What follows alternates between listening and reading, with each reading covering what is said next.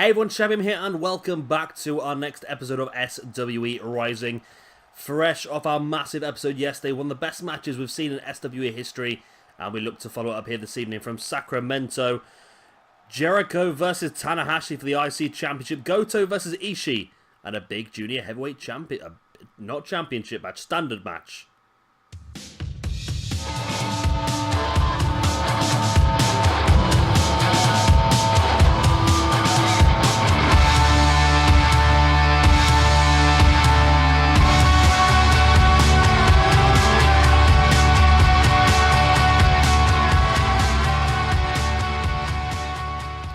And here's our first match of the evening. As I said, it's not a junior heavyweight championship match. It's just a junior heavyweight match. It's just, what's the phrase? Muscle memory that I said championship. I just thought, yeah, you know. Junior heavyweight championship will be decided in a few weeks' time. In a massive, massive ladder match that we're planning. This is just a chance to showcase some of the junior heavyweights in the division. So starting off, of course, we have Kushida. Who someone's very lazily just given Hideo Itami's entrance. Hey ho, it happens. Yeah, so this one, Kushida versus Ricochet, two of the current day best junior heavyweights. Taking on Jushin, Liger and Ultimo Dragon, two of the classic best junior heavyweights. So really interesting match, this one. I really wanted to get Jushin Liger involved in one of these universe modes, and now he's finally here. I'm really happy. I really like this one. And of course, like I said, following this match is going to be Goto versus Ishii in a very hard-hitting match. That should be pretty good. And then our main event this evening, Chris Jericho versus Hiroshi Tanahashi for the Intercontinental Championship. Again, another massive, massive match. We're sort of doing one championship at a time at the moment, I think. We've got 6 championships in this altogether. Not including tag titles, actually. We've got 7 championships, including tag titles. Big one, this one. Of course, going the New Japan route, you can already guess what a lot of the championships are going to be and what their themes are going to be. But yeah, like I say, 7 championships. On the next episode, which should be uploaded on Tuesday, we will be seeing the first openweight champion. Massive fatal 4-way for that one. Then on the episode, oh my god, the episode after that one, wow. Now that is another fatal 4-way for the championship. That will be for the US Championship. That is a bloody big one, that is. That is going to be a match that you are not going to want to miss, that one. It's going to be awesome, that episode. Junior Heavyweight Championship is going to be a ladder match. We've got some amazing matches coming up for you. Just this roster alone just breeds. No matter what you put or who you put in the ring together, it's just going to be awesome, isn't it? It really is. We've got some crackers coming up for you.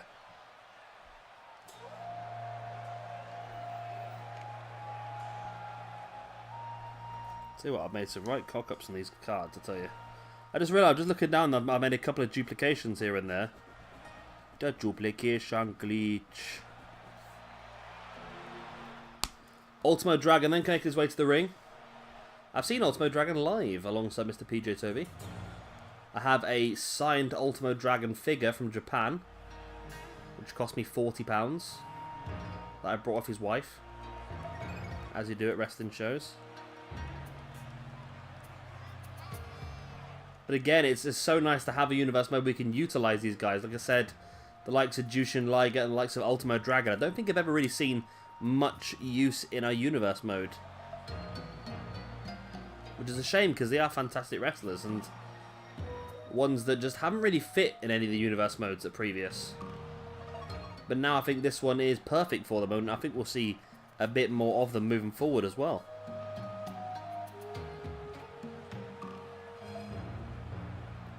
I hope so anyway.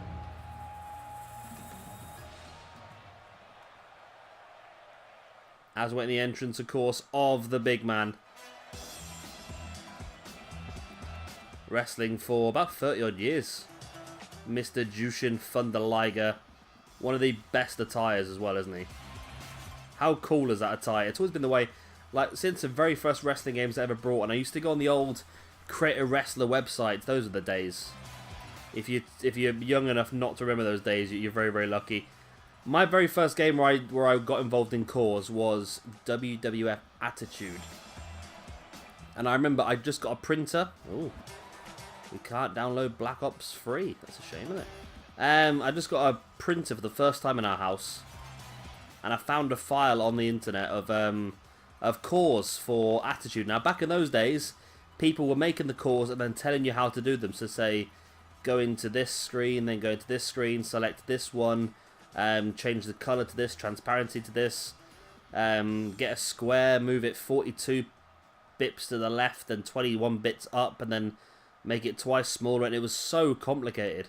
I remember printing off like a 400-page document, and I was going through and making all of these wrestlers, but Attitude was pretty cool because you could fit, I think, 20 wrestlers on a memory card. So essentially I just filled a memory card up, and it was 20 wrestlers on a memory card slot. And I think you had like 10 slots on a memory card, something like that. And yeah, you could make all those wrestlers, then just take a memory card slot and put another one in. And I had loads and loads of cores. And I remember the first time I saw Liger, I had no idea who Liger was. I'd heard of Japanese wrestling when I was younger, of course, but I'd never really encountered any of it. And then when I saw Liger, the pictures of Liger in the game, I was like stunned straight away. Like, this is so cool. One of the coolest looking wrestlers out there. And ever since then, I think I've always downloaded him every year. Whether we use him or not a lot is a different story. But like I said, to have this universe mode is just a perfect position for him to be in. I did dabble with having him as part of Octane, but he just didn't quite fit. But now we have the perfect grounds for Jushin Liger to be. Now this is a fatal 4-way elimination match. So we are going to see the best of the best, really. You can't sneak a victory in these sort of ones. You've got to eliminate at least one person. Nice Saito suplex by Kushida, who now catches Jushin Liger as well into that snap suplex, and Kushida is in control of this match. And of course, like I said, if you've not seen yesterday's episode, be sure to go back and check it out. The triple threat match for the Rising Championship. The three winners of the World Cup, Seth Rollins, Daniel Bryan, and AJ Styles collided. And it's possibly one of the best matches I think we've ever seen in SWE. So definitely worth checking that out if you've not seen it already. Plus, we also discussed the new format for this universe mode. If you didn't see that first video, I'll quickly just run for it now.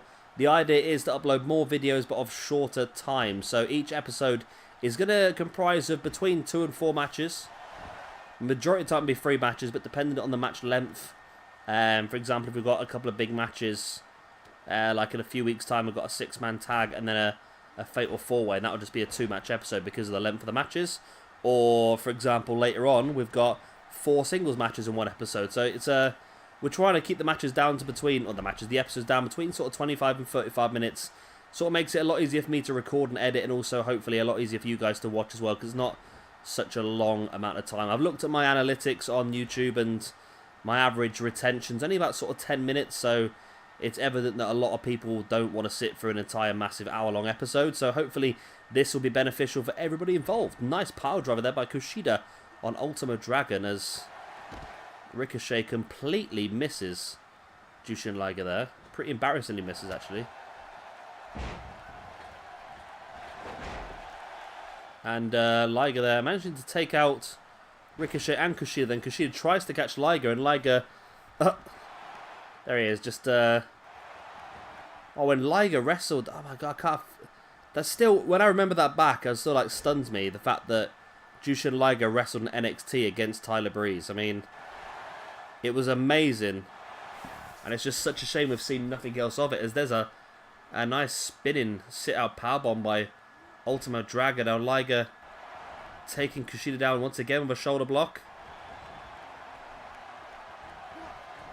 This is a cool little comeback, this one. Liger up on the ropes into a double axe handle. Kushida rolls to the outside now as Ricochet gets sent over the top by Liger as well.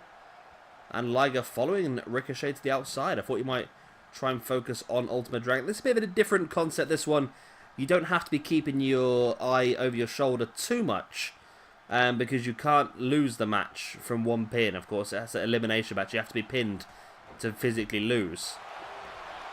However, you do need to keep an eye on people creeping up behind you. Big kick there by Ricochet right to the side of the head of Ultimo Dragon. Then Kushida drops straight into the pin. Ricochet didn't look too bothered. Either way, it's an elimination. It's not an elimination. I take it back. I'm looking forward to Goto versus Ishii later tonight as well.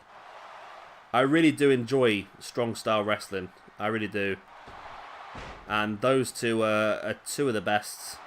You've got Suzuki in there as well, is just really good. But yeah, for me, I'm really looking forward to those two. Kushida with Liger on his shoulders. Liger breaks free into the reverse DDT. Ricochet takes Ultimo down. And sort of like old versus new here. Like I said, it's pretty cool to see.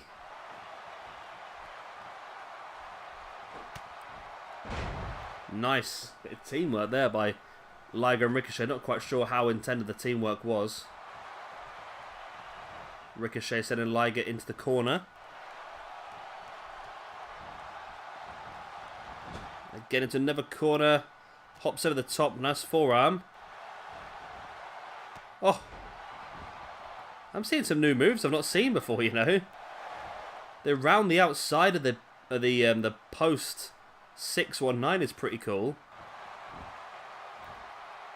That's a new one for me. Yeah, I've really buggered up some of these cards. Just realised how many duplicates I've got.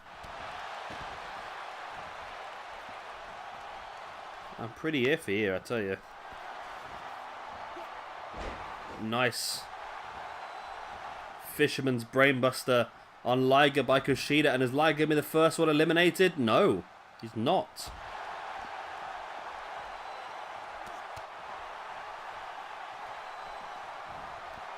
Liger now catching Kushida. Liger. Is that Steiner Screwdriver by Liger? I think it was a Steiner Screwdriver by Liger. Liger stalking Kushida. Went for the big clothesline, but Kushida blocked it.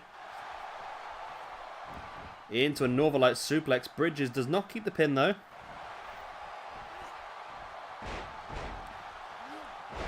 That's reverse DDT there by Ultimo. It's just so back and forth this match at the moment. There's just loads and loads of craziness going on. I'm struggling to keep track of it, to be honest with you.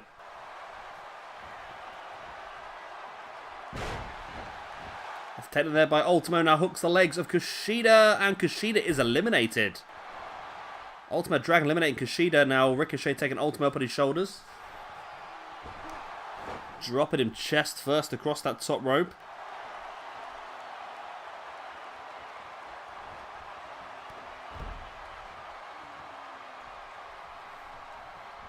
Ricochet now sending Ultimo into the corner as well, but Liger back in, and I wonder if there's any sort of like allegiance between Liger and Ultimo, knowing that those are the two classic guys and they're the ones that are going to want to showcase that they've still got it.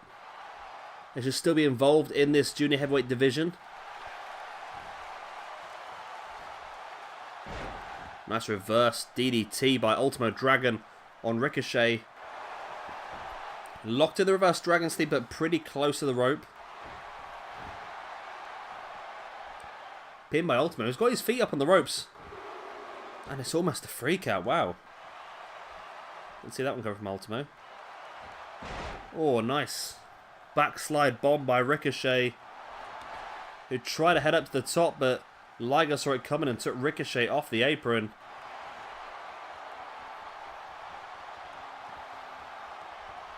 What is, I really thought Ultimo was going to go for something crazy then. It looked like he was aiming for something.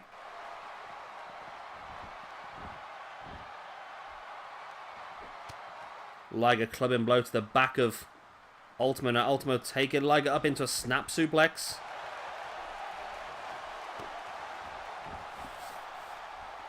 And now reverse chinlock wrenching back at the neck of Liger. It's not going to quite be enough to get a pinfall or a submission, is it? Well, definitely not a pinfall. A submission. Oh, nice elbow right in the knee there by Liger. Front chancery. Ricochet back involved. Catching Ultimo. Nice takedown. Again, they decides not to hook the legs to the pin. Not quite sure why. Obviously thinks he needs to do more damage to Ultimo here. There's the Northern Lights. We've seen this before. He flips through. What a combination is that deadlift suplex. So much strength shown by Ricochet. Instantly taken up Liger onto his shoulders. It was like a torture rack. Oh, and drops him. Like a shock treatment backbreaker there. And Liger's doing his best to try and blend in to the ring. Oh, reverse surfboard. We did see a tap-out victory this other day, didn't we? Yeah, I believe the Kyle O'Reilly-Benoit match was won by that. It's taken on there by Ricochet once again, but Liger come behind Ricochet. Now Ricochet behind Liger with the belly to back takedown. Proper collegiate style wrestling there. Ultimo fighting Ricochet back. Ricochet clubbing blow to the back of Ultimo. Ultimo with some back elbows. And a clubbing clothesline to the back of the head.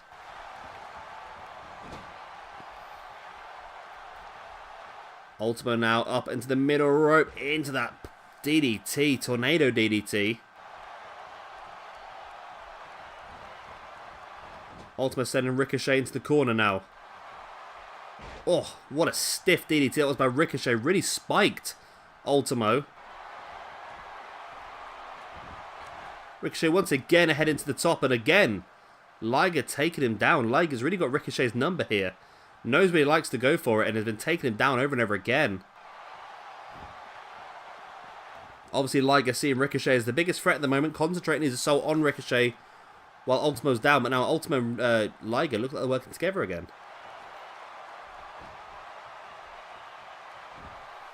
Pin once again. Two. I need two. Not quite enough still to finish Ricochet off. But Liger is stalking.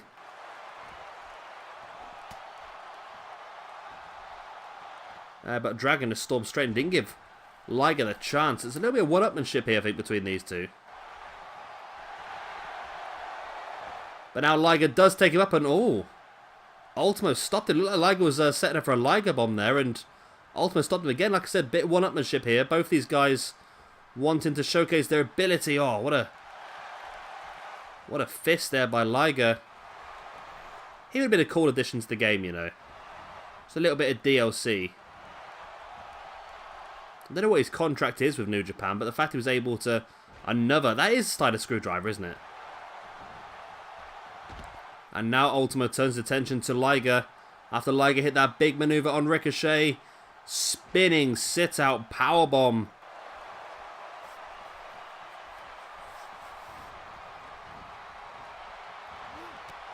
Oh, nice. Boot in the face there by Liger. Gets on the back of Ultimo. And drops him face first. Ultimo, big uppercut. Boot straight across the chest. A stiff right hand as well. As Liger descending Ultimo to the outside. All of a sudden Ricochet's realised that he could have a bit of a breather here. Whilst these two guys fight amongst themselves. They didn't seem to want to do it so much at the beginning. Like I said, probably the respect for each other, wanting to get rid of the two younger competitors before fighting each other. But now Ultimo's really just turned on Liger. But Liger trying to fight back, but it's not quite going to be enough. There's a Northern Light by Ricochet into the deadlift suplex. Oh, and then straight into an ace crusher. Liger was just... Well, Liger was out, but Ultimate Dragon would have stood there watching Ricochet take Liger out. Liger slid out the ring, and Ricochet just turned his attention straight away to Ultimo. And Ricochet really is one of the best junior heavyweights in the world. There's the big boot right to the side of the head of Ultimo, and that could be enough to eliminate him. 1, 2, and 3. We're down to our final two. Ricochet versus Jushin Thunder Liger. What a dream match for many. Ricochet taking Liger down. I think we might have got a bit longer episode here. Like I said, I'm trying to stick between Trying to get between the 25 and 35 minute mark. We're already at 22 on my recording. I know some of that's going to be gunk to cut out, but still. Going to get a longer episode here. Still 2 more big matches to come for you. Goto versus Ishii and Jericho versus Tanahashi for that Intercontinental Champion as Ricochet now. 680 senton on Jushin Liger. There's the pin. 1, 2. No. Wow. Wow. Liger kicked out of the 680 senton as Ultimo Dragon makes his way backstage. Ricochet once again heading up top. And want to get a second 680 senton. There's no way Liger's going to kick out of 2 of those. Surely not. He does. Wow. Wow, Jushin Liger really wants a big win here in his first ever match. Is it his first ever? I don't think it's his first ever match, but his first prop match that I can remember. Nice. Phenomenal forearm there by Ricochet. I don't recall him being part of any of our recent universe modes, you know. I really don't. So, it's great to have him around.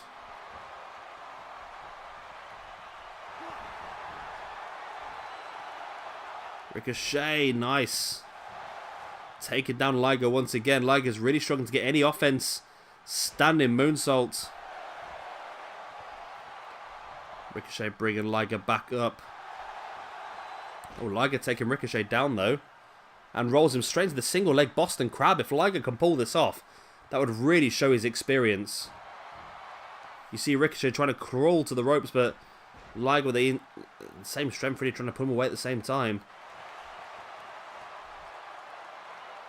Again, Liger slides at the back of Ricochet, who has been busted open earlier in this match.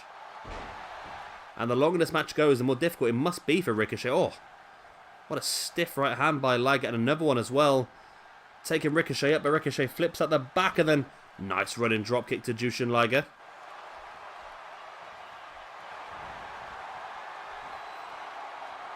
And oh, a nice takedown once again by Ricochet on Liger. Stamping in the face of Liger as well. Nice stiff dropkick as well on Liger. There's the pin. 1, 2, and 3. It is finally a victory for Ricochet. What a match and what a win for Ricochet. I think our junior heavyweight division in this roster, this is just a snippet of the junior heavyweights. When we add the likes of Neville, Takahashi, Finn Balor, Travis Banks, Will Ospreay, Rey Mysterio, even Kyle O'Reilly, Zack Sabre Jr., Bobby Fish, Nick and Matt Jackson. There's so many fantastic junior heavyweights on this roster. We're going to see some really good matches. I can feel it. But this is a great win here for Ricochet. Taking first blood in the junior heavyweight division. No pun intended. Like I said, big fatal 4-way ladder match coming up in a few weeks' time to crown our first junior heavyweight champion. And I really feel like this man is definitely going to be involved, isn't he? And here we go then, next up from the cruiserweights to the bruiserweights. We've got Tomohiro Ishii versus Hirooki Goto. This is going to be good. I like this one. I really like Ishii. I don't know why. He's just so bloody brutal, I think, isn't he? He would quite easily knock the smile off anyone's face. Part of the Chaos stable, of course. All this movement. If I had a towel on my head and I was doing all these movements, there's no way that towel would have stayed on. This is very impressive here by Ishii. The towel balance is really unrivalable. Unrivalable. Unrivalable? Is that a real word? Unrivalable. Unrivaled. Really unrivaled. This Goto's a really good core as well, actually. I was surprised. I was just, he was penciled in my original list. He wasn't, like, really going to definitely be in there. But then when I just searched for New Japan cores online, it just... I saw this core and thought, yeah, we've got to have him already, haven't we? You can't miss him off, really. Eventually, when he does turn up. And again, yeah, just a great example of this division. This is classed as, in New Japan, the openweight division. I believe... Right, here we go. I'm going to go for my my dodgy New Japan history lessons now, which, as always, is citation needed. I believe that the Openweight Championship was brought into New Japan as a way to give some of the younger members of the roster an opportunity to hold a lower card belt and move up the roster that way. However, over the years, the Openweight Championship has sort of developed into more of a strong style sort of championship. A lot of very stiff strikers, the likes of Suzuki, Ishii, is it Toji Makabe as well? Goto, of course, Shibata. A lot of those sort of guys are generally the ones that do fight for it. It was a Honma as well, Honma. So that, again, that might not be true at all, but I remember hearing that somewhere. So this is your first experience of that division as well. We will be crowning our first Openweight champion in, well, a few days. It's our next episode. We've got a big fatal four-way for you. Gotta love the fatal four-ways, haven't you, in this game at the moment? The problem is that, because obviously going with smaller episodes, we struggling to get a lot of people on the cards, I suppose. And that's the sort of the backside of this. So we do have a smaller roster for this brand, I think, than what we normally do. I've tried to stray away from Bullet Club a little bit as well because, well, it's just that we've done a full Bullet Club thing with Octane. I didn't want to get too much Bullet Club involved and this, that, and the other, and it just it can take over somewhat. And I really wanted this universe mode to be sort of taken over by the quality wrestling rather than just a massive Bullet Club storyline and this, that, and the other again. So that's essentially why we've done what we've done here. Just I'm not going to start many stables really or tag teams. I just really want to showcase some great wrestling, really. Ishii bringing Goto back up to his feet now. Nice takedown, showing some incredible strength. Springs off the ropes into an elbow. And a big kick in the back of Goto. Ishii bring Goto back up to his feet once again. Boot in the gut into a DDT. And Ishii is looking very, very good here today. And again, the winner of this one would probably fancy the chances of getting in that Fatal 4-Way next week. There's a couple of names that I've already really put in there for definite, but I feel like the winner of this one should definitely be involved in it because they're the one that's shown their hand quite early on, I suppose. Goto goes up into a powerbomb. Brutal. Ishii sending Goto into the corner once again. Big boot in the face. This episode's nowhere going to be between 25 and 35 minutes, is it? I'm at 35 minutes already in my recording. God knows what it's going to end up at. Because we've still got that massive Intercontinental Championship match for you after this one. Chris Jericho versus Hiroshi Tanahashi. I'm getting my Tanahashi and Takahashis mixed up, as you do. Easily done. Ishii striking blow right in the gut of Goto. Now up on the shoulders. Gonna drop him chest first across that top rope.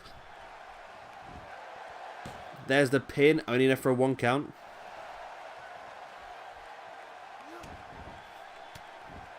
Big elbows once again by Ishii.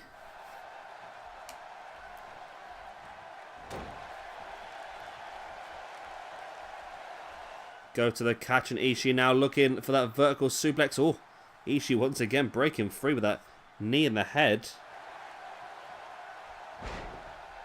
Nice takedown. Oh, deadlifts him back up into a second powerbomb, and once again deadlifted up into a third powerbomb. It's insane.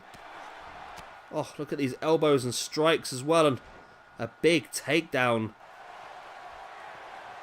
And Ishii looking very happy with himself, as he should do, I suppose.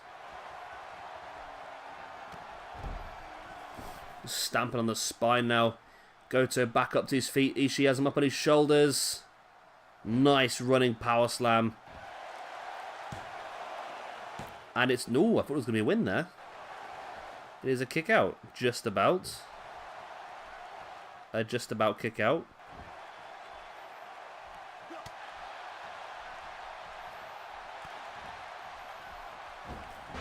Nice takedown there by Goto on Ishii.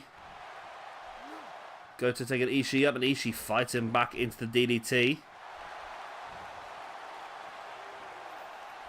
Ishii stalking Goto. Taking him up. Into that big vertical suplex. Held him there. Let him think about it. There's the pin. 1, 2. No, again a kick out by Goto. Wow. Interesting. Ishii over the ace crusher. Goto threw him away.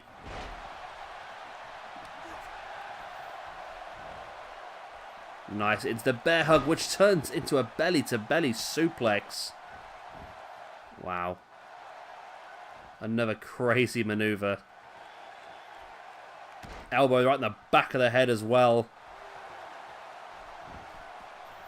There's the pin. 1, 2. Only a 2 count.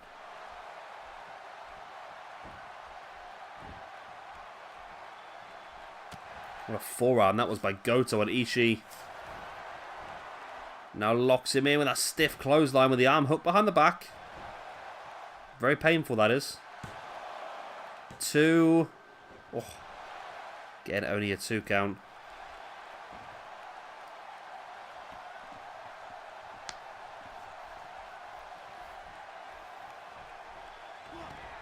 Oh, what a stiff clothesline. Another stiff clothesline as well. Nice takedown. Goto drags Ishii in, and over the top with the cutter.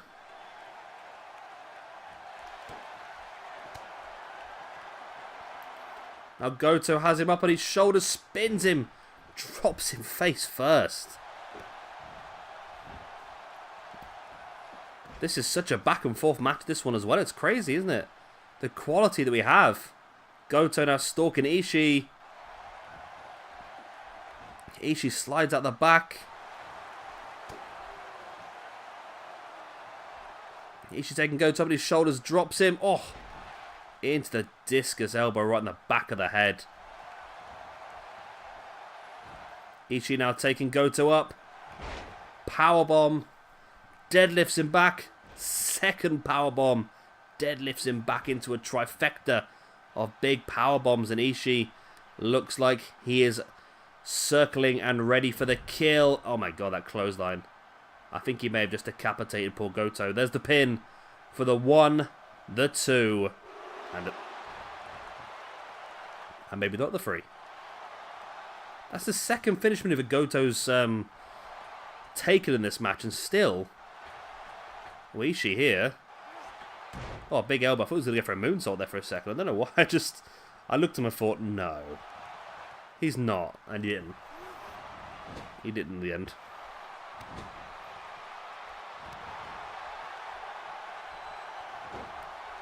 Let's take that Goto with a big strike in the back.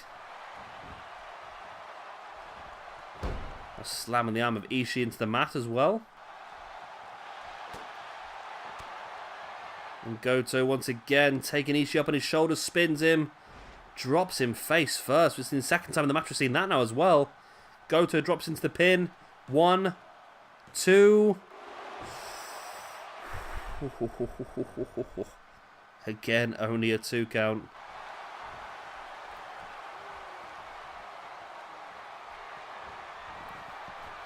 Goto again with that stiff clothesline and the arm hooked behind the back. And this time it's enough for Goto to get the victory, which means I feel like Goto should be in that match next week. Said I had a couple of names penciled in already. I had 3 names penciled in actually, and I think Goto is going to become number 4 after that victory. I think he deserves it. A great victory, actually. Both guys showcased some fantastic attacking maneuvers, but Goto just had the incredible defensive resilience to survive just some of these attacks from Ishii. It was incredible. Did that? I had no idea how Goto kicked out of that. And there he is, dropping Ishii flat on his face for the second time in the match. And Goto does get the victory, busted open, but I'm sure it was worth it. Ishii goes on to the next episode as part of that open-weight Fatal 4-Way alongside Shibata, Elgin, and Daisuke Sekimoto. But that's not all tonight. We still need to crown our first rising Intercontinental Champion. And here we go then, Intercontinental Championship on the line. Hiroshi Tanahashi versus Chris Jericho. I was going to say America versus Japan when I realised Jericho is actually Canadian. Canada versus Japan.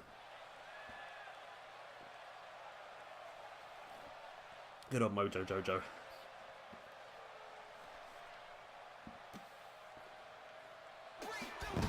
Here he is, and Chris Jericho.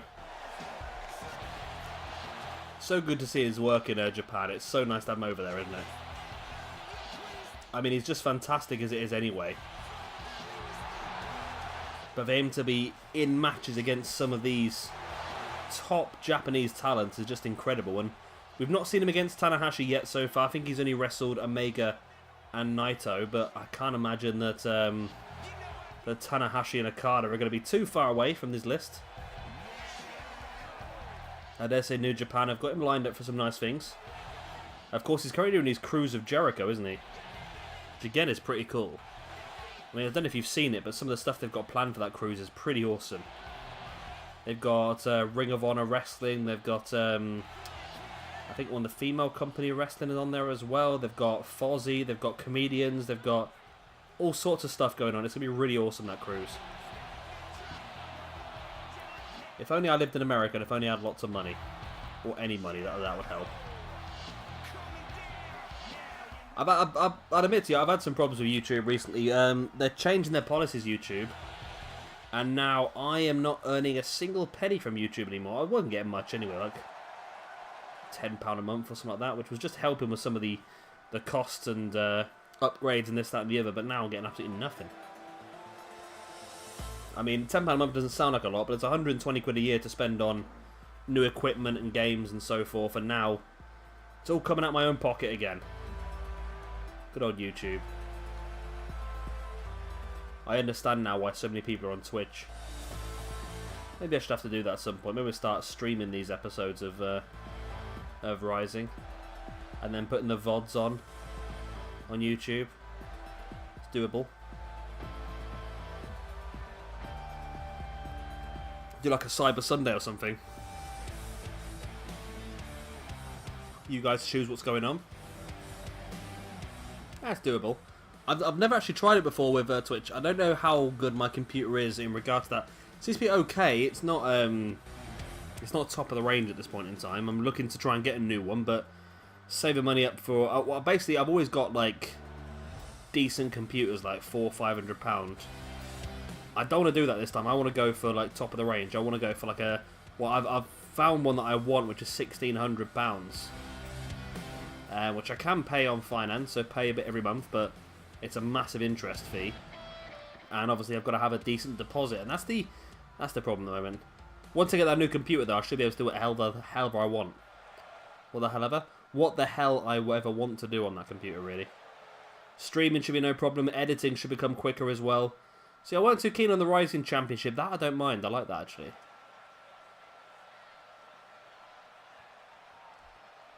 Referee holds the belt up high, and this is to crown our second of 7 champions on Rising. We already know, of course, from episode 1, spoilers if you've not seen it, but we already know from episode 1 that Daniel Bryan is the Rising champion. And again, just to go back to the format of this new universe mode, there is no pay-per-views. All of our championship matches will just take place when we feel like it. Now, the reason I've done that is because... well, there'll still be the finale episodes. There'll still be a 2-part Shabby Mania, 5 matches each part. So that'll be a big sort of 10-match finale over 2 episodes. But I just sort of felt like I was holding it back with doing the weekly shows and the pay-per-view. Just fall into WWE's trap of only ever giving away championship matches on pay-per-views. And I didn't like that. So basically what we've gone with is we've gone more of the Lucha Underground format. which is basically treat every single episode like a pay-per-view. Which means we'll have a lot more championship matches. We'll have a lot more interesting matches. And we're not going to shy away from some of the big ones. So, well, this match is a big one. Tanahashi versus Jericho. With or without a championship. But some of the matches we've got planned for you are incredible. I don't want to give away too much too early. I've already told you the main event for our next episode, which is Shibata versus Elgin versus Sekimoto versus Goto for the Openweight Championship. Also in our next episode, we are going to see Finn Balor, Rey Mysterio, Great Muta, Travis Banks, Kota Ibushi, Shinsuke Nakamura. It's a big episode, the next one. They're all big episodes now, though.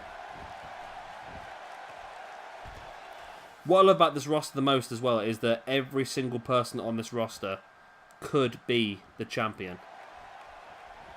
Every single one of them has a right to be in that picture. And there is an episode coming up. I think it's episode 11 it's going to be planned out to be. So a few episodes yet. So it'll be a couple of weeks yet. But that will involve a lot of people. And there will be a very unique opportunity to the winner. I'm really stealing a lot of the Lucha Underground women, aren't I? But yeah, that's going to be cool. I want to have less control over this one as well, because I was trying in the previous universe modes to try and pre-write a lot of stuff and have some sort of idea where we were going. But on this one, again, I don't really want to have that much control. I want to allow the game to do what it wants to do. So now we know Daniel Bryan's the champion, and whoever wins this will be the champion. Then we can start writing stuff around it rather than me trying to pre-write the whole thing. Because that works in real wrestling, because you can say who's going to win and who's going to lose. On this, you can't. I've got no control over this.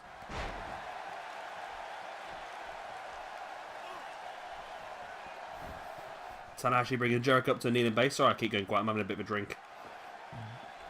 My throat's got a bit rusty. Nice dragon screw there by Tanahashi.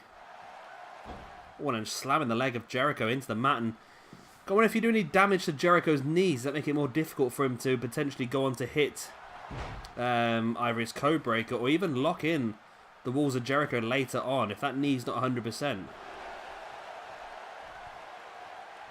And it's Tanahashi in control of this match at this point in time. Be a fantastic Intercontinental Champion, wouldn't he? Nice dragon screw there by Tanahashi.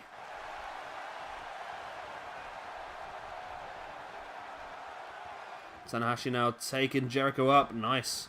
Fisherman's Buster.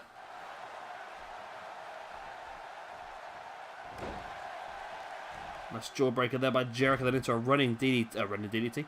A running Bulldog. Jericho now taking Tanahashi into the pin. Only one count. Still a lot of work to be done by these two guys. And this episode has completely ruined my my time instruction. I said between 25 and 35 minutes. I dare say this match will be a lot longer than that, isn't it? I'm already at 52 minutes on my recording. Granted, I'm going to cut some out, but there's no way this episode's getting down between 25 and 35 minutes, is it? And that's showing why we've had to cut it down, because if we hadn't, then this episode would have ended up becoming... If this was a 5-match or a 7-match episode, this would have ended up being a Styles Clash. Tanahashi just hit a Styles Clash. Why?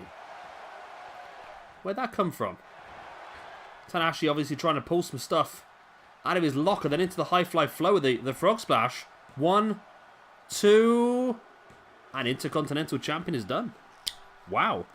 The shortest match of the evening, and it was worth the most. But Hiroshi Tanahashi is your first Intercontinental, and he's busted open as well. There's a lot of blood in this episode, isn't there? Brand new champion Hiroshi Tanahashi shaking the hand of Jericho. And Jericho does shake the hand of Tanahashi. Great mutual respect shown there, and Tanahashi is your first rising Intercontinental Champion. And we get to finish on this nice screen. Lovely. Who's that then? Is that... Yeah, okay. That's Jericho.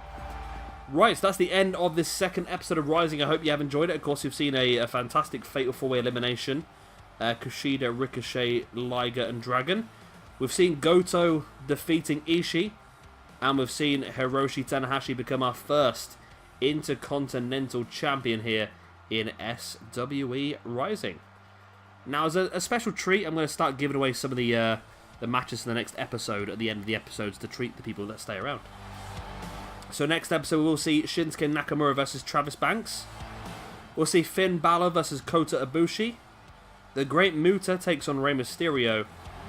And Shibata versus Elgin versus Sekimoto versus Goto for the Openweight Championship. That's all to come for you on Tuesday, hopefully. My internet's still playing up. Sky have had some problems when they fitted it, and yeah, I'm getting less than 1 megabyte per second at the moment, which is, I'm supposed to get 11, and I'm getting less than 1, so I'm really struggling. It's taken like a full day to upload a half-an-hour video, so hopefully we can get everything uploaded on schedule. Anyway, I've been Shabby Gamer. Hope you have enjoyed it. If you have, please do hit a like and, of course, subscribe if you want to see some more. And, yeah, I will see you all on Tuesday for our next episode of SWE Rising. Bye.